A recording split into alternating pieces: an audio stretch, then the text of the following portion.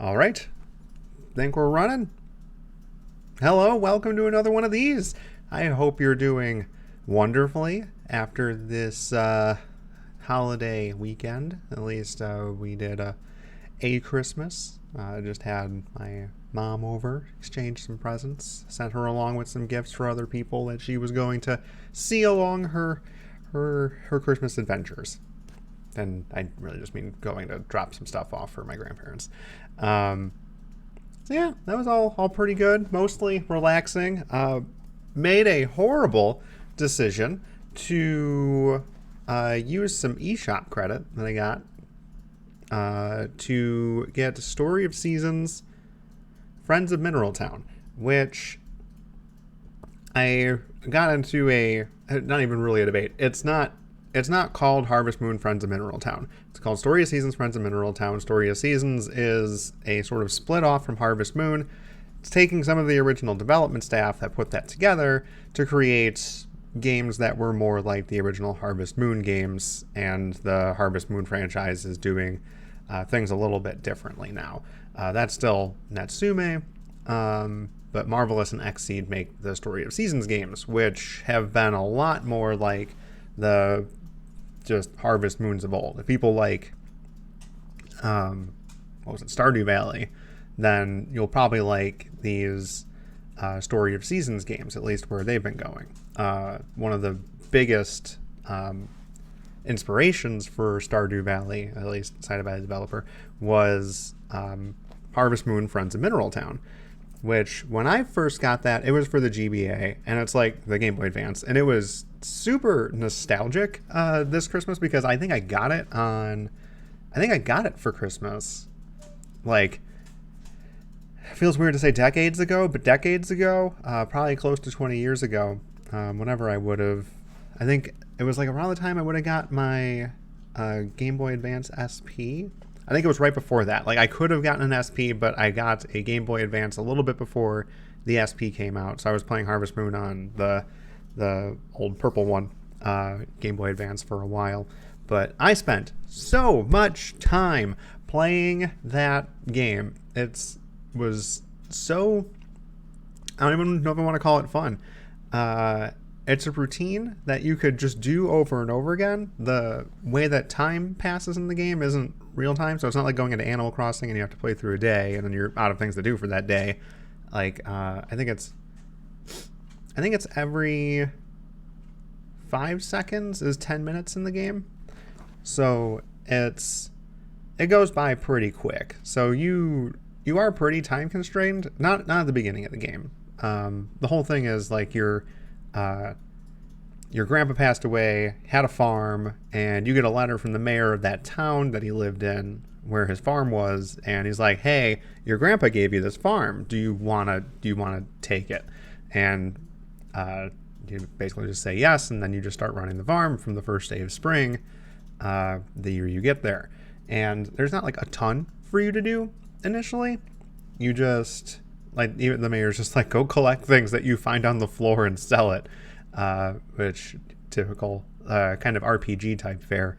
Though this isn't an RPG by any real stretch. There is some leveling involved, not for your character, but it's more akin to like finding heart containers to increase your stamina and leveling up your equipment so that it becomes more efficient to use and just stronger in general. But you don't really have much to go off of. You spend a lot of that time like cleaning up just your farm and meeting people around town for like the first, I don't know, for me it was like probably for the first like season of the game. It's just there's no real months. The seasons are months, so it's like you have a 4-month year and you just have like 31 days of spring, summer, fall, winter, and you just sort of go through that. What's interesting, and a bold move, I might say, I thought it was a bold move when I was a kid playing this lovely game, dog barking outside, was that you have this farming game. So farming is a really big part of this, clearly. You have a farm, you're going to grow things, and they don't let you grow anything in winter, which makes makes sense. You're not going to be able to get the ground to grow much through snow um, in the winter, but they totally go through with that, and you get some pretty. What's the word? I guess you can call it relaxing. There's not a lot to do in winter. You're kind of taking care of animals. You don't really want to leave them outside in the cold, so they're spending a lot of time in barns and coops, and time doesn't pass when you're indoors in this game. So you get it's actually like a really accurate feeling of like you have to do all this stuff outside and go around and do a bunch of things in the spring, summer, and fall, and you're sort of ramping up the whole first year there.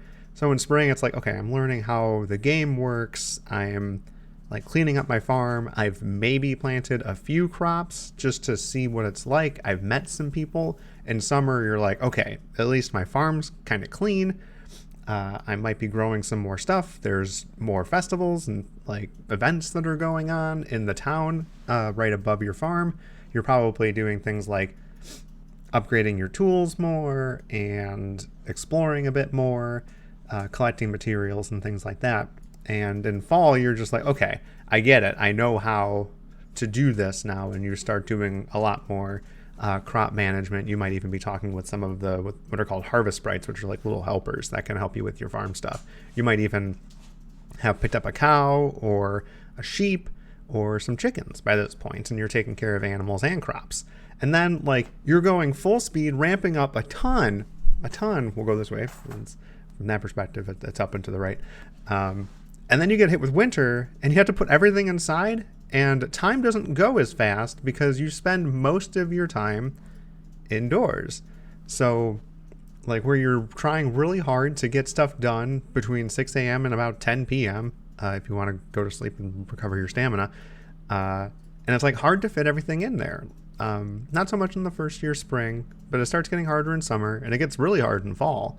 And then in winter, you're just sort of like, it's not even noon, and I did everything.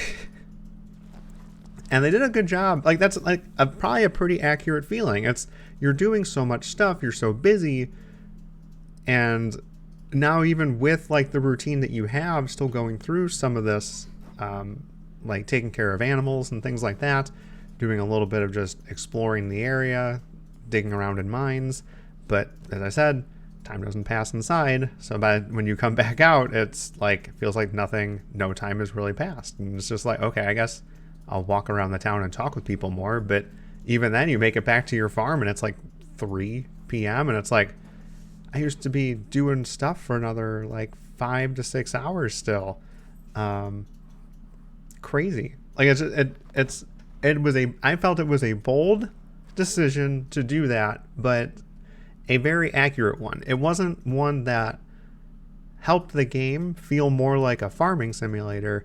It helped the player feel that experience of not having much to do during winter, and you're just trying to pass the time until you can do stuff again. So yeah, that's been a decision that's like stuck with me since I was a kid playing the game. I'm just like, that's pretty interesting that they would do that, take away all these things, and time goes even slower just because that's not ticking for a lot of the things that you can do in winter. It just feels like time has slowed down. It feels like winter is really slow. So yeah, that was pretty neat. I thought it was kind of neat. So right now I'm like more than halfway through summer. I'm almost through summer. Probably going to get into fall sometime tomorrow. Yeah, it was kind of neat going through that. I remember spending, gosh, I probably made it through like that first year within a week playing the game on the Game Boy Advance when it first came out. So I know what to do in the game now, so I'm not like spending a bunch of time indoors thinking about what to do.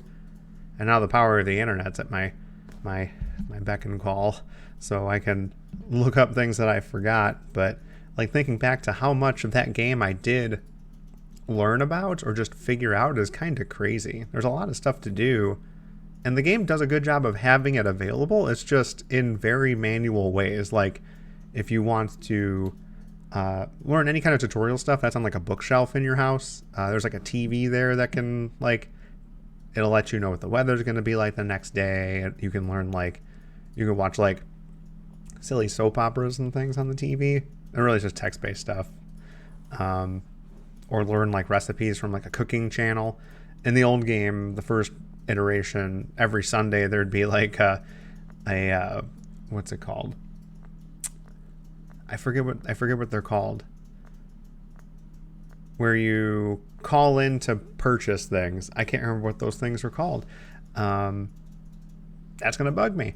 But you'd like watch that and then be like, hey, today we're selling this, and you don't have a phone, so you have to go to the inn in town to call that number to order something that you wanted.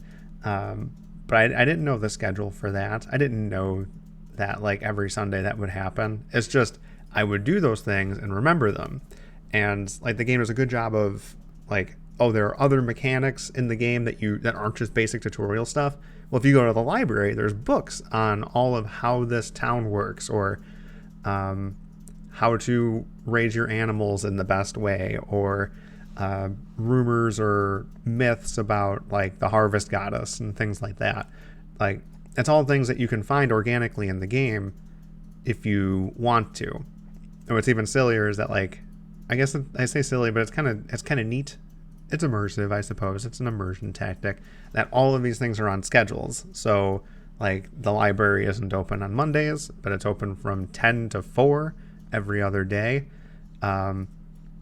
You get some shops that say they're open for a certain amount of time, and whether it's just a bug or an oversight in original development or just a choice, sometimes they're just not there. Like the woodworker who like builds stuff, like adds house extensions and things like that. He says he's there from 11 a.m. to 4 p.m.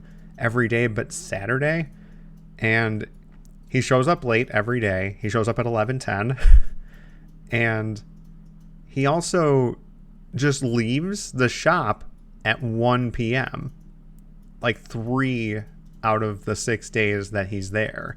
So some of the days he's just plain missing. He's only there for 2 hours as opposed to the 4 hours or 6 hours, not 5 hours, 5 hours that the sign outside his shop actually says he's there for.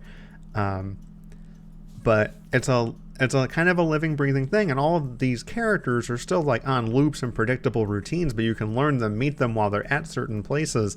And if there's something going on, like a festival that breaks their routine, or if it's raining and they would have went outside, they don't go outside and they change where they're going entirely. It's kind of neat. It just feels kind of alive, but still very mechanical. Like you could figure out everyone's schedule and go talk to them and find them when you needed them. And you don't have to look it up. All that stuff's available for you to see, or you could just pick up on those things by just living in that world. So all the information was there at your fingertips if you needed it, which I thought was kind of neat.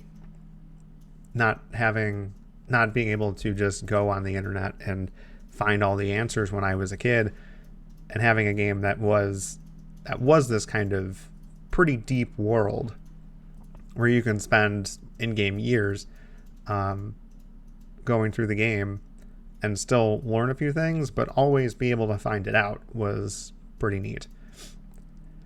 But I often think about like games that I played when I was younger and be like, how did I figure that out? I go back to some things and I'm like, that is so obscure. How did I ever realize that that's how something like that worked?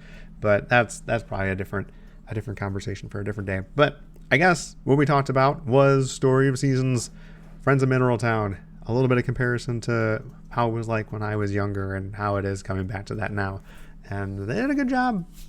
They did a good job making it feel like that original game while revitalizing the graphics and controls a bit.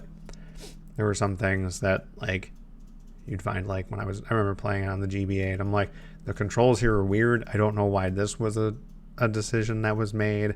There are a couple things I do miss. The TV shopping guide, TV shopping network, that's what it was. That's not a thing in this game. It's just the grocery store every 10 days has a new product that you can buy, rather than having to wait for every Sunday to buy something. all the schedules and routines are the same as I remember them. Um, festivals are still roughly the same. They added a new mode to make it easier to like get people to like you. You can sell things for more, but at times it just speeds up playing the game. And if you just sort of like the routine, then it's kind of just ways to speed it up. But if you do enjoy the routine of the original, then you're not really missing much by just playing it the normal way, which is interesting. But yeah, totally recommend it if you enjoy those kinds of games, or if you have played Harvest Moon Friends of Mineral Town and you're like, that was like the best thing ever, and I just can't find my GBA, or I don't have that game anymore. If you have a Switch or a PC, I think it's on Steam, you can go get Story of Seasons Friends of Mineral Town, and it is still a delightful experience. So we'll leave it at that. We'll see what's happening tomorrow. Hopefully it's not just me wanting to talk more about Story of Seasons. Though I very well could. It's just probably not a very exciting thing to talk about more than once. So yeah, we'll leave it at that.